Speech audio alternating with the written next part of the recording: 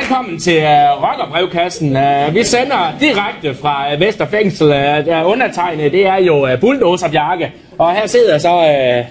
Tændstik. Ja. Ja, det er helt rigtigt. Og I derude, I kan jo sende jeres brev ind til os, og så svarer vi så på dem. Vi er lidt ligesom Masser og Monopolet, bare uden den skingrende kælling. Som jo hedder Søren Pind.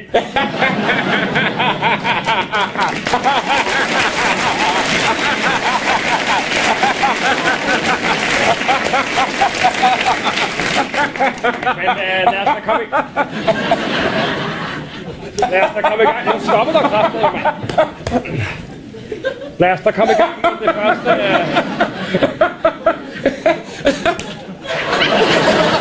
Lad os da komme i gang med det første brev, som kommer fra Bente fra Nordjylland, kan jeg forstå. Ja, og Bente, hun skriver: Kære rockerhjørne, vi har flere gange taget naboens kat i at lave bummelum i vores rhododendronbed. Hvad gør vi? Kærlig hilsen, Bente. Men fy for satan, jeg skal det. Kære, søde, helt sikkert utroligt dejlige kvindefolk. Bente, nu skal du høre her. Det du kan gøre, det er jo at invitere dine gæster over på en god kop kaffe og noget hjemmebagt kage, for eksempel drømmekage. Og så tager du den kats noster, og så bager du den ned i den kage, Bente. Ned! Du kan også vælge, Bente, at dække dit rhododendronbed over med lidt plastik. Og det er plastik, Bente. Det kan du tage, og så kan du rulle din nabos lige ind i det, Bente. Det er det, du skal gøre, Bente. Ja. Plads. Bente, det jeg synes, du skal gøre, det er, at du lister lige så stille over til din nabos dør og banker.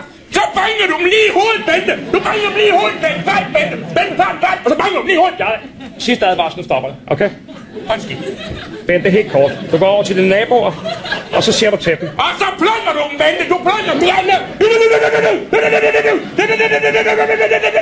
Så er der tæppetid, du. Bente, sød rar, Bente. Hør nu bare efter, ikke? Dialog er altid godt. Vold er aldrig en løsning. Det skal du huske. Så er jeg her med aftensmåkagerne til den her tændstik. Småkager! Jeg beder om cupcake for fuck, mand! Hvad fuck laver du, mand? Fuck!